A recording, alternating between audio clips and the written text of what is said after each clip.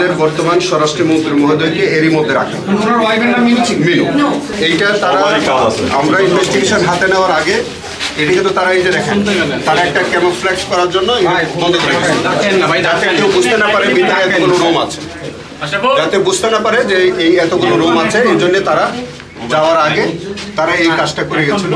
কিন্তু investigation agency আমাদের যখন সাক্ষীদের বা ভিকটিমদের বর্ণনা পাওয়া গেল, তাদের বর্ণনার সূত্র ধরে তখন আমাদেরকে সন্দেহ হলো এবং অ্যাকর্ডিংলি আমরা যখন এই ওয়ালগুলো রিমুভ করলাম তখন এই জিনিসগুলো আবিষ্কার ওয়াল দিয়ে দিয়েছে। হ্যাঁ, এই যে দেখেন এখানে কতজন ছিল? এই যে আসেন ভিতরে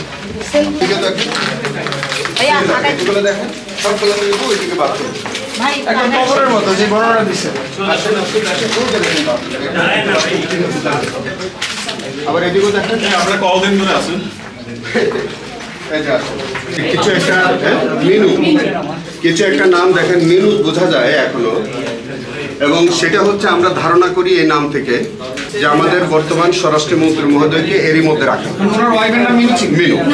এটা হচ্ছে কায়সার ভাইয়ের ওয়াইফ ছিল স্বেচ্ছাসেবক দলের, উনি ড্রাইভার ছিলেন। স্বরাষ্ট্রমন্ত্রীর লোকেশন অনুযায়ী আপনার এইখানেই মানে ওনার বর্ণনা অনুযায়ী বোঝা যায় যে এর মধ্যে রয়েছে যা আসলে খুব স্পষ্টভাবে দেখা যাচ্ছে আসলে রং করা হয়েছে। কতগুলো ছিল? আমরা এখানে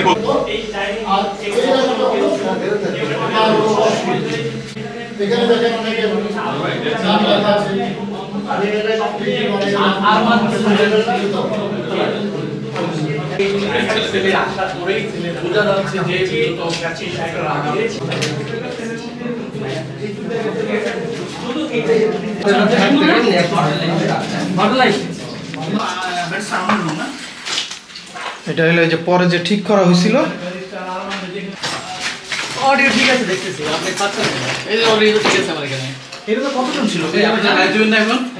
যে কোনো একটা এটা দেখে তো অনেক ঠিক মার। এইটা হচ্ছে যে প্রথমে আমাদেরকে বলছে যে এনজি আর হচ্ছে আপনার